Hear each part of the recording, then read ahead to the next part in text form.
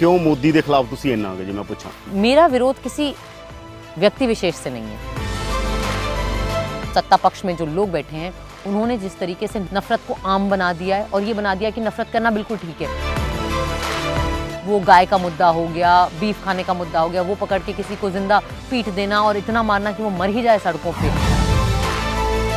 ऊना की लिंचिंग कैसे पता चली? जो लोग ऊना के दलितों को पीट रहे थे गाड़ी से बांध के, वो खुद वीडियो बना के डाल रहे थे।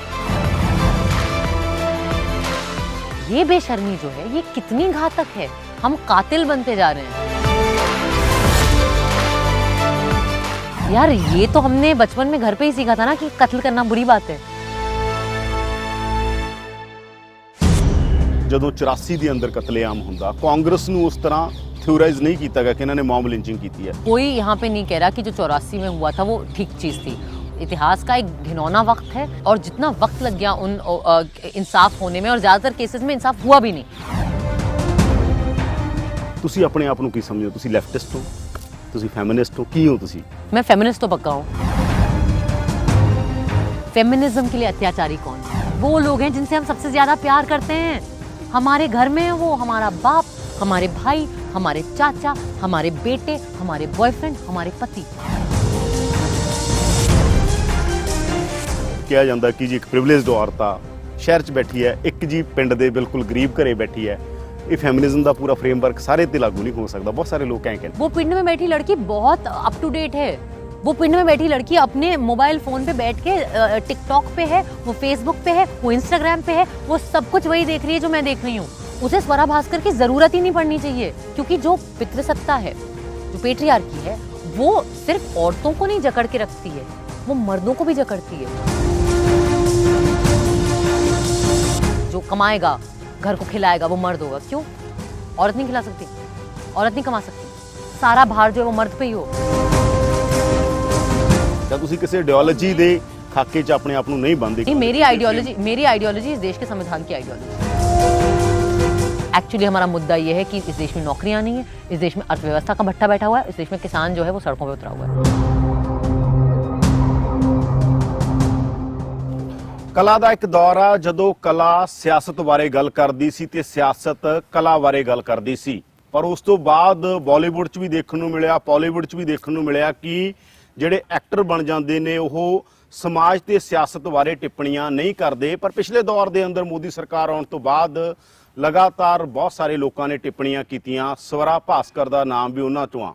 ਉਹ ਕੁੜੀ ਜਿਹੜੀ ਜਵਾਹਰ ਲਾਲ ਨਹਿਰੂ ਯੂਨੀਵਰਸਿਟੀ ਦਿੱਲੀ 'ਚ ਪੜ੍ਹਦੀ ਰਹੀ, ਜਿਨ੍ਹਾਂ ਦੇ ਮਾਤਾ ਜੀ ਵੀ ਜਵਾਹਰ ਲਾਲ ਨਹਿਰੂ ਯੂਨੀਵਰਸਿਟੀ 'ਚ ਪੜ੍ਹਾਉਂਦੇ ਨੇ। ਤਾਂ ਅੱਜ ਪੁੱਛਦੇ ਹਾਂ ਉਹਨਾਂ ਤੋਂ ਕਿ ਪੰਜਾਬ ਦੇ ਨਾਲ ਉਹਨਾਂ ਦਾ ਕੀ ਰਿਸ਼ਤਾ, ਪੰਜਾਬੀ ਨਾਲ ਕੀ ਰਿਸ਼ਤਾ, ਸਿੱਖਾਂ ਨਾਲ ਕੀ ਰਿਸ਼ਤਾ ਹੈ, ਮੋਦੀ ਦੇ ਉੱਤੇ ਟਿੱਪਣੀਆਂ ਇੰਨੀਆਂ ਤਲਖ ਕਿਉਂ ਕਰਦੇ ਨੇ, ਤੇ ਨਾਲ ਦੀ ਨਾਲ ਹੀ ਫੈਮਿਨਿਜ਼ਮ ਬਾਰੇ ਉਹਨਾਂ ਦੀ ਸਮਝ ਕੀ ਹੈ। ਸਾਡੇ ਨਾਲ ਨੇ ਸਵਰਾ ਭਾਸਕਰ। ਸਵਾਗਤ ਹੈ ਜੀ ਤੁਹਾਡਾ। ਸਭ ਤੋਂ ਪਹਿਲਾ ਸਵਾਲ, ਬਹੁਤ ਸਾਰੇ ਐਕਟਰ ਨੇ, ਕੋਈ ਬਹੁਤ ਥੋੜੀਆਂ ਕੁੜੀਆਂ ਹੋਣਗੀਆਂ ਜਿਹੜੀ ਟਿੱਪਣੀ ਕਰਦੀਆਂ ਨੇ ਸਿਆਸਤ ਦੇ ਉੱਤੇ। ਤੁਸੀਂ ਇੱਕ ਉਹ ਵਾਹਦ ਕੁੜੀ ਹੋ ਜਿਹੜੀ ਲਗਾਤਾਰ ਟਿੱਪਣੀਆਂ ਕਰਦੇ ਹੋਗੇ ਪੋਲਿਟਿਕਸ ਦੇ ਉੱਤੇ। ਕੀ ਇਹਦਾ ਕਾਰਨ JNU ਆ? ਕਿ JNU ਨੇ ਤੁਹਾਨੂੰ ਬਣਾਇਆ ਹੈ? सबसे पहले तो मैं माफ़ी मांग के शुरू करूँगी आपके दर्शकों से कि मैं जितनी अच्छी पंजाबी आप बोलते हैं उतनी मैं नहीं बोल पाती, लेकिन समझ जाती हूँ थोड़ा बहुत। आई थिंक दैट दो चीज़ें, क्योंकि आपने पहले जो कहा, मुझे लगता है कि आज के हमारे दौर में बॉलीवुड से अगर कोई बोल रहा है तो वो सिर्फ एक्ट्रेसेस ही हैं, सिर्फ लड़कियां ही बोल रही हैं, कुड़ियां बोल रही हैं सिर्फ। मुझे तो कोई बॉलीवुड के एक्टर्स तो बोलते हुए नजर नहीं आ रहे। कश्यप बोल रहे हैं, डायरेक्टर निर्देशक बोल रहे हैं, लेकिन अभिनेताओं, सिन्हा साहब बोल रहे हैं, हाँ वो निर्देशक बोल रहे हैं, लेकिन जो एक्टर्स हैं उनमें से तो सिर्फ लड़कियां ही बोल रही हैं। और तो मुझे लगता है कि अच्छी बात है, वो आवाज़ उठानी चाहिए अपनी। जहाँ तक कि मैं ऐसी जैसी हूँ, उसमें JNU का कितना श्रेय है, कितनी जिम्मेदारी है या कितना दोष है, कुछ लोग उसे दोष भी मानते हैं। तो मुझे लगता है कि डेफिनेटली JNU, मैं पढ़ी हूँ JNU में, मैंने अपनी मास्टर्स करी है JNU में, इमरानियत करी है, अपनी पोस्ट ग्रेड समाजशास्त्र में, सोशियोलॉजी में।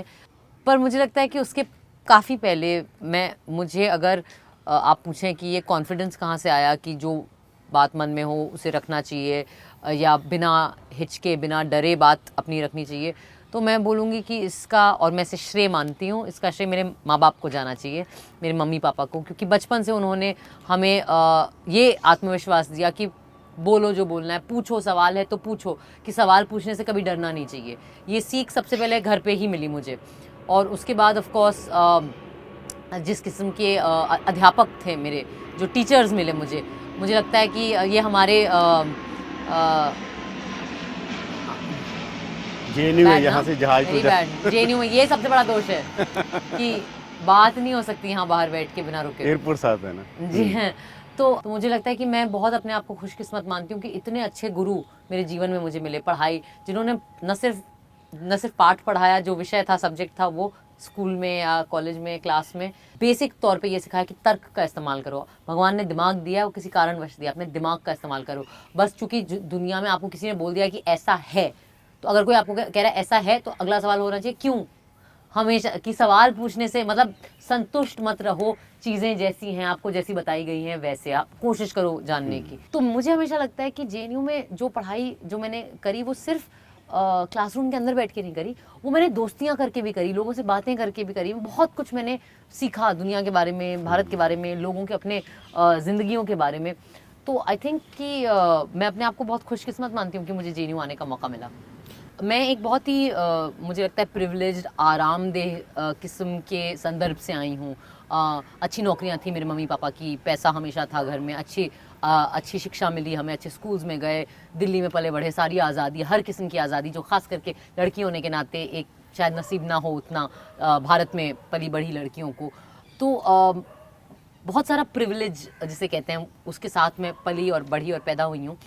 जेएनयू आके मुझे ये रियलाइज़ हुआ कि दो चीज़ें, एक कि भारत एक ही भारत नहीं है, कई भारत हैं, और हर भारत की अपनी अलग असलियत है, अपनी अलग रियलिटी है।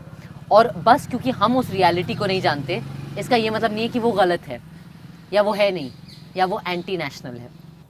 मैंने ये देखा कि एक मानसिकता है हमारे देश में कि जो आपके साथ हुआ है, आपको लगता है वही सत्य है और वही अंत है, लेकिन ये ऐसा है नहीं। ਤੁਹਾਡੇ ਵਿਰੋਧੀ ਕਹਿੰਦੇ ਨੇ ਕਿ जेएनयू एंटी मोदी हुई है, एंटी राहुल नहीं हैगी। मुझे लगता है कि जेएनयू में जो एक सोच है, उसे आप एंटी एस्टैब्लिशमेंट कह सकते हैं, कि जो भी सत्ता में है उससे जेएनयू सवाल पूछता है, और ये कोई बुरी बात नहीं है। मुझे लगता है ये बहुत अच्छी बात है। नागरिक, और ख़ास करके जब आप स्टूडेंट हैं और जब आप पढ़ रहे हैं, आप जब तक सवाल नहीं करेंगे आप सीखेंगे कैसे, और सवाल किससे करना चाहिए।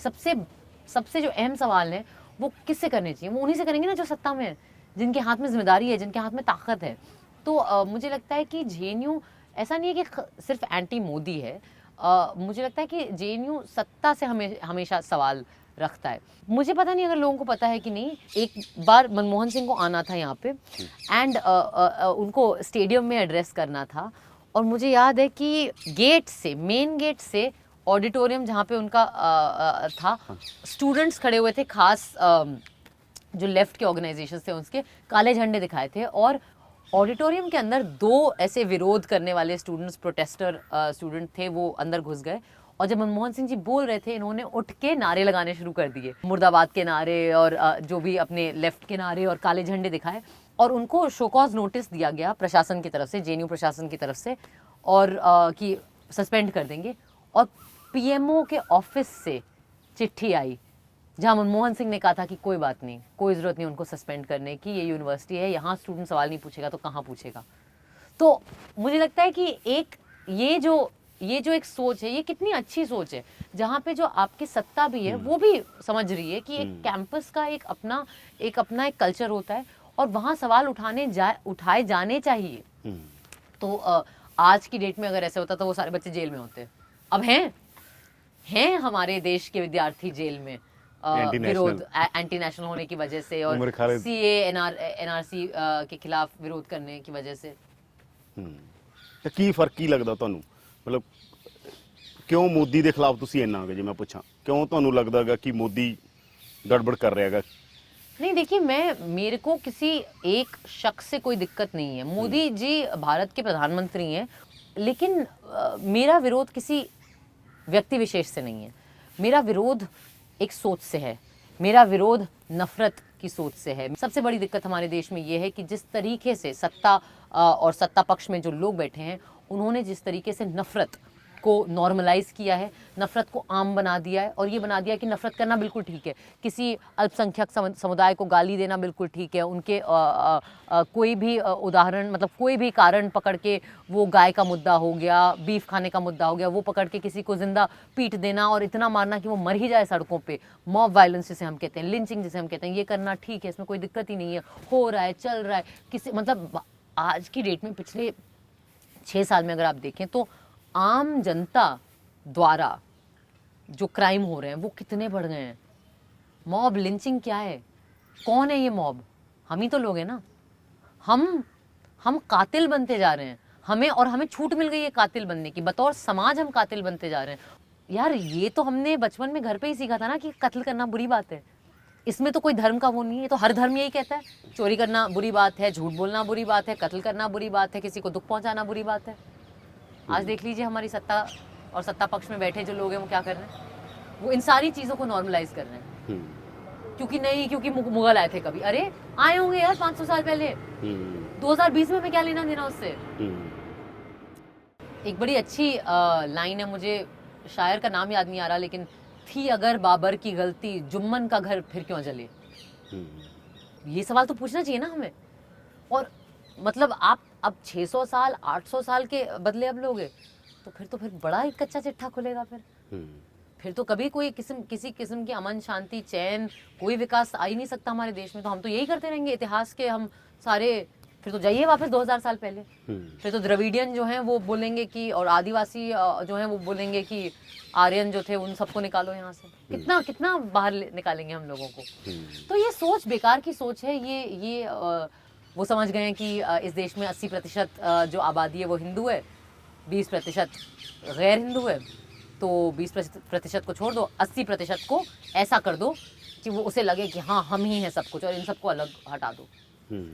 लेकिन हिंदू हृदय सम्राट बन जाए। हाँ, लेकिन ये सच नहीं है इस देश का, क्योंकि उस 80% के बीच में भी आपस में बहुत सारे अलगाव है, अलग अलगपन है। हमारे देश में जाति एक बहुत बड़ी रियलिटी है। उस 80% में भी ऐसे लोग हैं जिन्हें लगता है कि हमें हमारे साथ बुरा किया गया है, और लोग हैं जिन्होंने, मतलब मैं ये कह रही हूँ कि एक देश, एक भाषा, एक धर्म, एक जबान, ये जो एक तंत्र है, क्योंकि भारत की आत्मा में डाइवर्सिटी है। चिड़ियाएं भी मेरे साथ हाँ में हाँ मिला रही हैं। भारत की आत्मा में डाइवर्सिटी है। हमारी आत्मा में एक तंत्र नहीं है, हमारी आत्मा में लोकतंत्र है। तो ये चीज हमें पहचाननी चाहिए हमारे देश के बारे में। ਸਵਰਾਜ ਜੀ, ਉਹਨਾਂ ਦਾ ਇਤਰਾਜ਼ ਇਹ ਹੈ ਕਿ ਜਦੋਂ 84 ਦੇ ਅੰਦਰ ਕਤਲੇਆਮ ਹੁੰਦਾ, ਕਾਂਗਰਸ ਨੂੰ ਉਸ ਤਰ੍ਹਾਂ ਥਿਓਰਾਈਜ਼ ਨਹੀਂ ਕੀਤਾ ਗਿਆ ਕਿ ਇਹਨਾਂ ਨੇ ਮੌਬ ਲਿੰਚਿੰਗ ਕੀਤੀ ਹੈ। ਸਾਡੇ ਰਾਜ ਵੇਲੇ ਕੁਝ ਘਟਨਾਵਾਂ ਹੋ ਗਈਆਂ, ਅਸੀਂ ਨਹੀਂ ਕਰਵਾਈਆਂ, ਸਾਨੂੰ ਤੁਸੀਂ ਮੌਬ ਲਿੰਚਿੰਗ ਕਹਿੰਦੇ होगे। नहीं, देखिए, सबसे पहली बात तो कोई यहाँ पे नहीं कह रहा कि जो 84 में हुआ था वो ठीक चीज़ थी।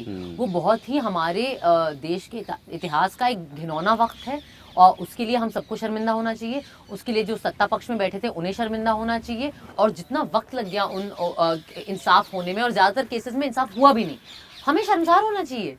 ये कोई ठीक बात नहीं है कि ओ अच्छा ठीक है तो 84 जो हुआ हम भूल गए। नहीं, हम नहीं भूल रहे हैं, ये गलत है। और इसके लिए जवाबदेही होनी चाहिए जो लोग सत्ता में थे, और दिया है। और मुझे लगता है कि मनमोहन सिंह जी ने माफ़ी भी मांगी है 84 के लिए, जब वो प्रधानमंत्री बने थे। लेकिन चूंकि 84 में गलत हुआ, तो क्या इसका ये मतलब है कि अब जो सत्ता में है उन्हें छूट मिल गई है गलत करने की? क्योंकि 84 में दंगे हुए थे और इंसाफ नहीं हुआ था उन पीड़ित लोगों के साथ।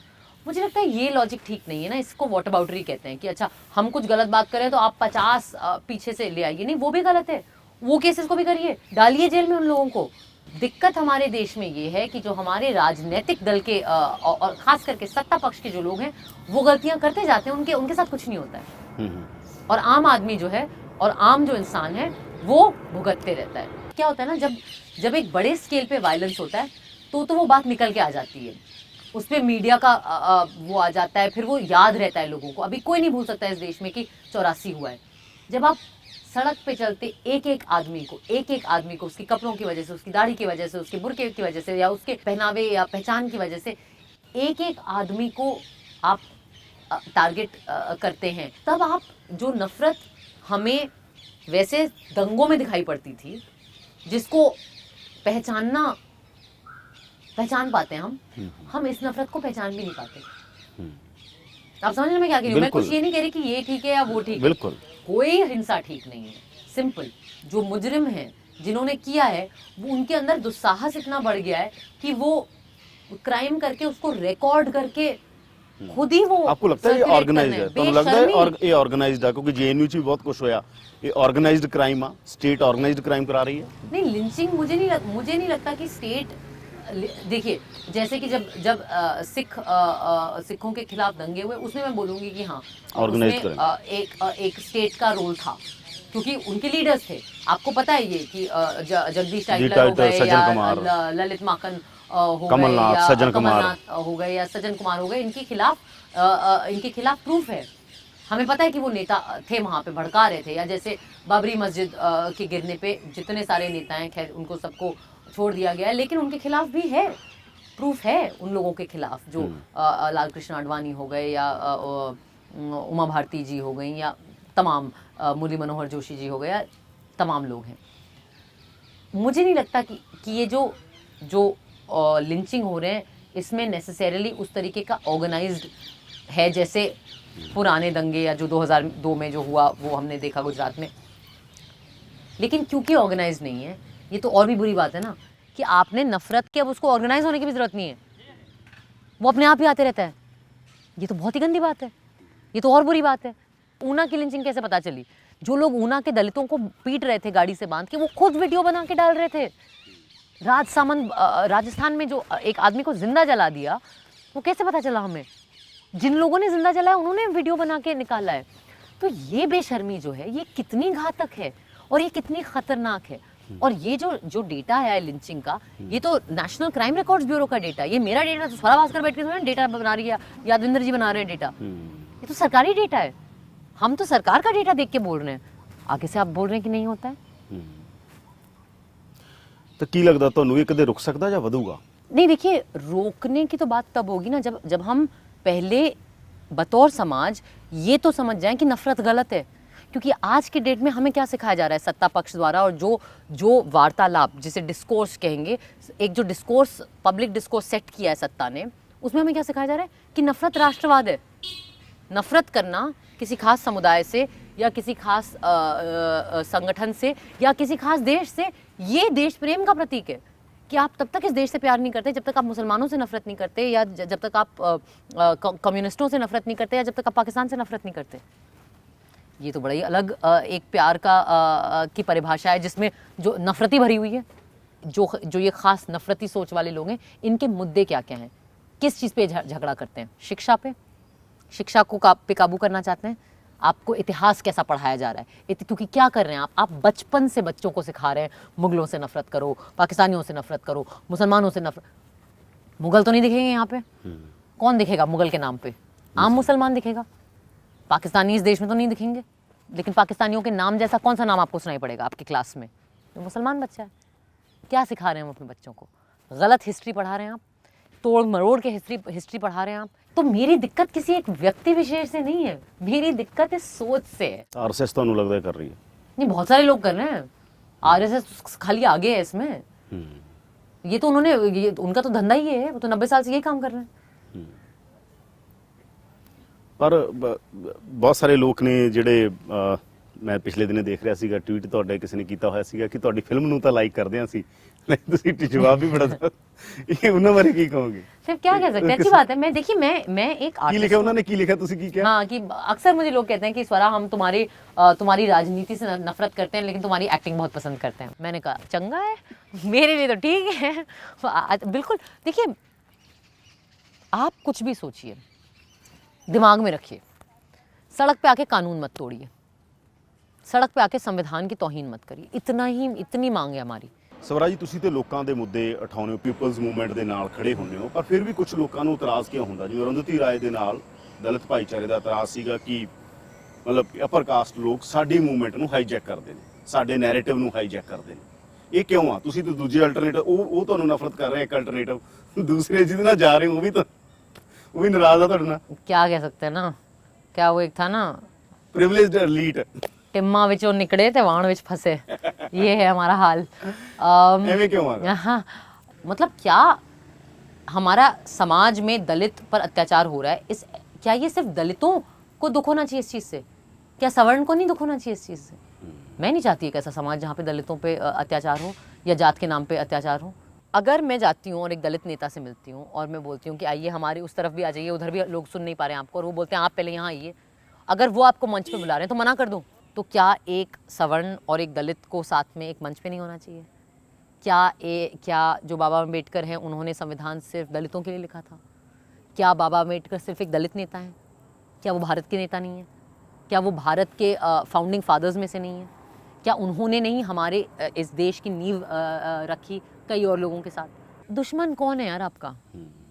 दुश्मन स्वरा भास्कर है। और दुश्मन भी क्या, मैं बार बार बोल रही हूँ कि एक सोच है जो दुश्मन है। तो लड़ाई आपको किसके साथ लड़नी है आप डिसाइड कर लीजिए, मेरे को कोई प्रॉब्लम नहीं है, मैं गाली खाने के लिए भी तैयार हूँ। मुझे, क्योंकि मुझे लगता है कि जो फोकस है और जो अटेंशन ਹੈ वो ਮੁੱਦੇ पे रहना चाहिए। ਕੈਟਾਗਰਾਈਜ਼ ਬਹੁਤ ਕੀਤਾ ਜਾਂਦਾ ਜਦੋਂ ਤੁਸੀਂ ਸਰਗਰਮ ਹੁੰਦੇ ਹੋ, ਜਿਵੇਂ ਤੁਸੀਂ ਐਕਟਿਵਿਸਟ ਹੋਗੇ, ਇੱਕ ਤਰ੍ਹਾਂ ਦੇ ਐਕਟਿਵਿਜ਼ਮ ਕਰਦੇ ਹੋ ਤੁਸੀਂ ਲਗਾਤਾਰ। ਤੁਸੀਂ ਆਪਣੇ ਆਪ ਨੂੰ ਕੀ ਸਮਝਦੇ ਹੋ? ਤੁਸੀਂ ਲੈਫਟਿਸਟ ਹੋ, ਤੁਸੀਂ ਫੈਮਿਨਿਸਟ ਹੋ, ਕੀ ਹੋ ਤੁਸੀਂ ਮਤਲਬ? मैं फेमिनिस्ट तो पक्का हूँ, ਲੈਫਟਿਸਟ पक्का। देखिए मुझे लगता है कि लेफ्ट और राइट आज की डेट में, वही मैं आपको कह रही थी कि लेफ्ट और राइट तो ऐसा हो गया ना कि आज की डेट में जो राइट है वो इतना एक्सट्रीम जाके राइट पे खिंच गया कि जितने लोग सेंटर पे थे वो भी अब लेफ्ट पे लग रहे हैं। पूरा ये ऐसे खिंच गया है, तो राइट वहां चले गया है, सेंटर लेफ्ट हो गया है, लेफ्ट जहां था वो पता नहीं कहाँ है। तो मैं अपने आप को, मुझे लगता है कि मैं इस देश की एक जागरूक नागरिक बनना चाहती हूँ।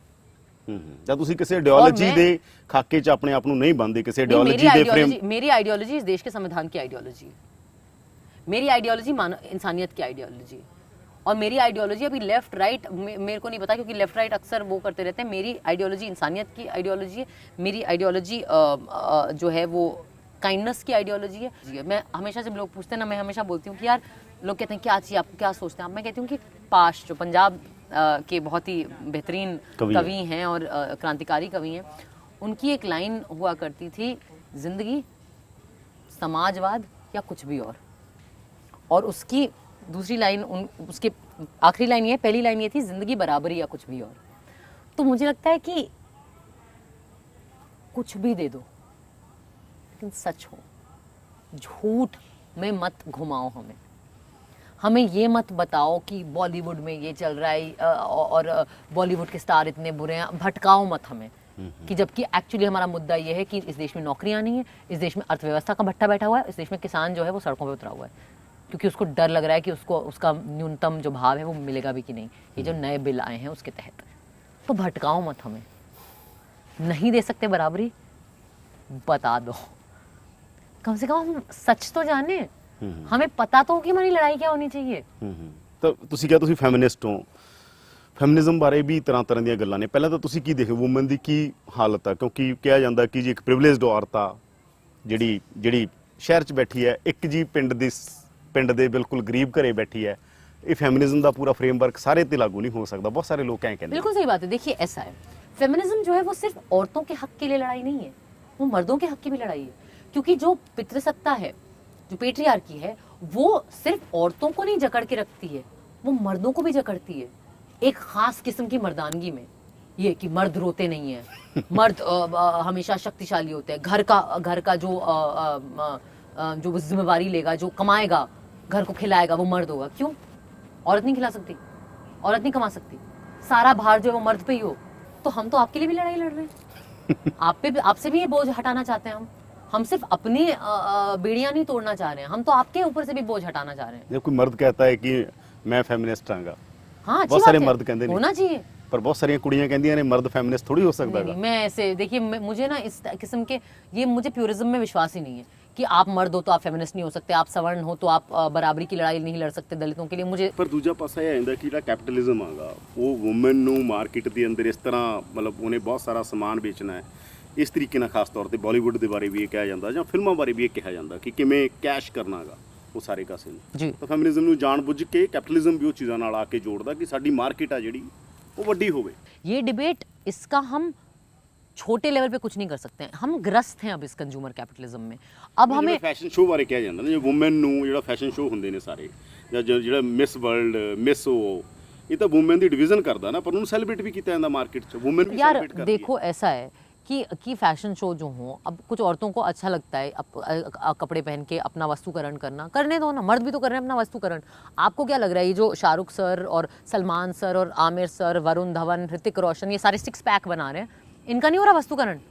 शर्ट खोल खोल के 6 पैक जो बना रहे हैं अपने, शाहरुख नहीं कर रहे ऑब्जेक्टिफिकेशन, अपना कर रहे हैं। जो नज़रिया है उसमें सिर्फ मर्द देख रहा है कि मर्द बैठे हुए हैं और औरतें नाच रही हैं, क्या औरतें भी बैठी हुई हैं साथ में और मर्द भी नाच रहे हैं, फिर ठीक है ना। ਸੋਸ਼ਲ ਟਰਾਂਸਫਾਰਮੇਸ਼ਨ ਆ ਹਾਂ। ਵੂਮਨ ਦੇ ਮਸਲੇ 'ਚ ਵੀ ਉਹ ਤੇ ਸੀਰੀਅਸ ਕੁਐਸਚਨ ਤੇ ਆਉਣੀਆਂ ਨਾ, ਜਿਵੇਂ ਮੰਨ ਲਓ ਤੁਹਾਡੀ ਫਿਲਮ ਆ ਵੀਰੇ ਦੀ ਵੈਡਿੰਗ, ਬੜੀ ਬੋਲਡ ਫਿਲਮਾਂ ਨੇ, ਫਿਰ ਹੋਰ ਫਿਲਮਾਂ ਦੀ ਵੀ ਗੱਲ ਕਰ ਲਈ ਆਪਾਂ, ਬੜੀਆਂ ਬੋਲਡ ਫਿਲਮਾਂ ਨੇ, ਕੀ ਉਹ ਨੈਰੇਟਿਵ ਵੀ ਫੈਮਿਨਿਜ਼ਮ ਨੂੰ ਤੁਹਾਨੂੰ ਲੱਗਦਾਗਾ ਕਿ ਦਾਇਰਾ ਚੌੜਾ ਕਰਦਾਗਾ, ਦਾਇਰਾ ਅੱਗੇ ਲੈ ਕੇ ਜਾਂਦਾ क्यों नहीं? women ਦਾ?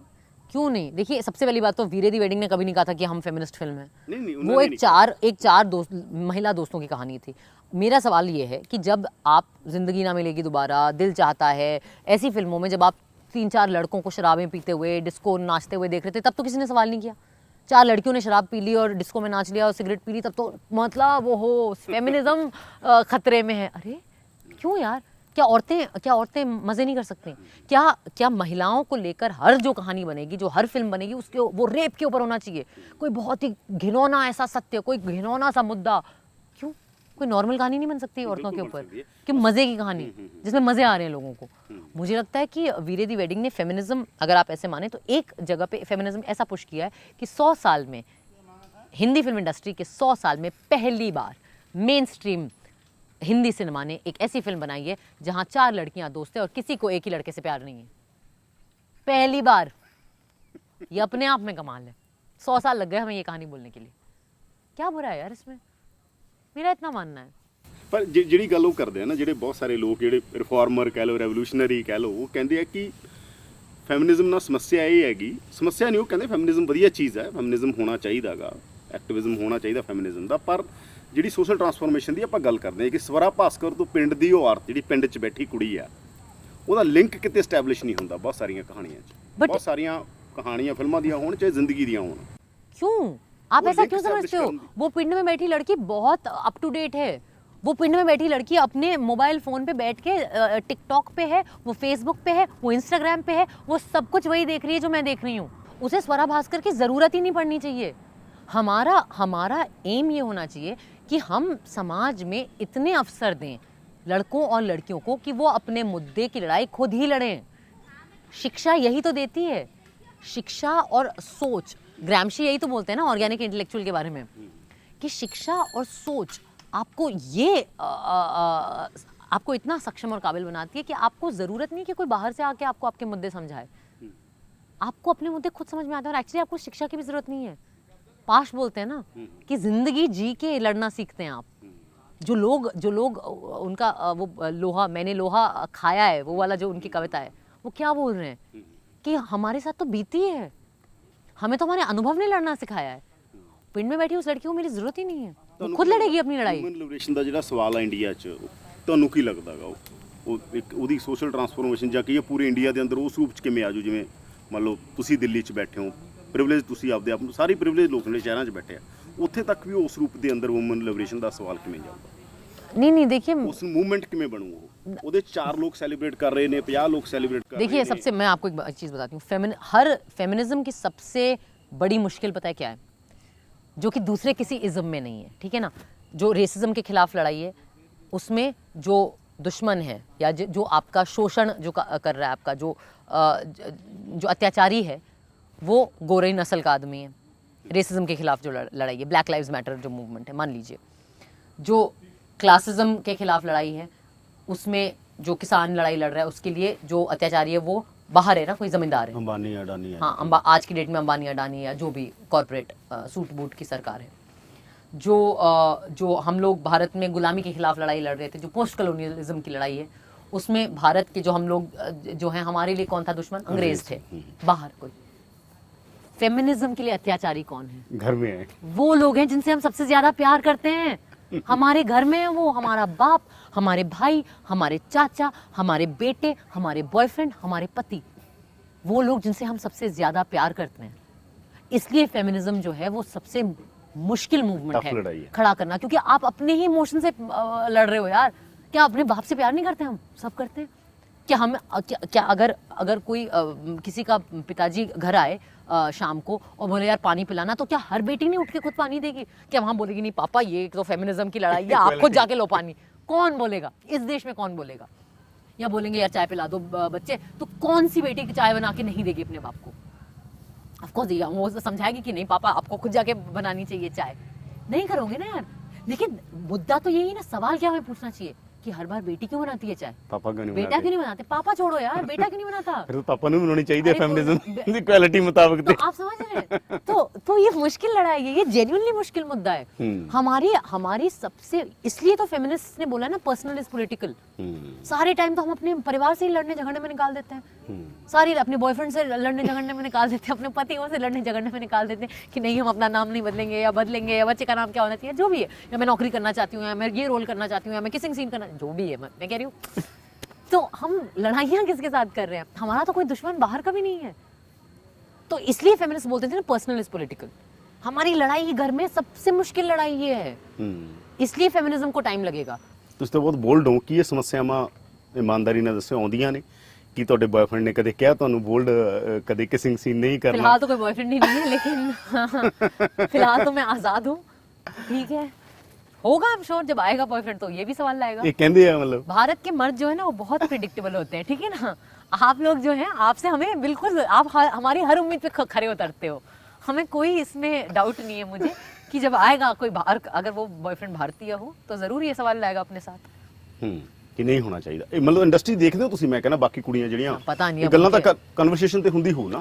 मुझे लगता है निजी रूप में जो पर्सनली नहीं, मैं जनरली पूछ रहा हूँ। मैं ये बात तो मेरी उतनी नहीं हुई है, लेकिन कई सारी ऐसी एक्ट्रेसेस हैं जिन्होंने करियर शादी के बाद भी काम किया। करीना कपूर देख लो, कमाल। मुझे लगता है करीना एक फेमिनिस्ट, एक्चुअली फेमिनिज्म के लिए, जबकि वो अपने आप को फेमिनिस्ट मानती भी नहीं है।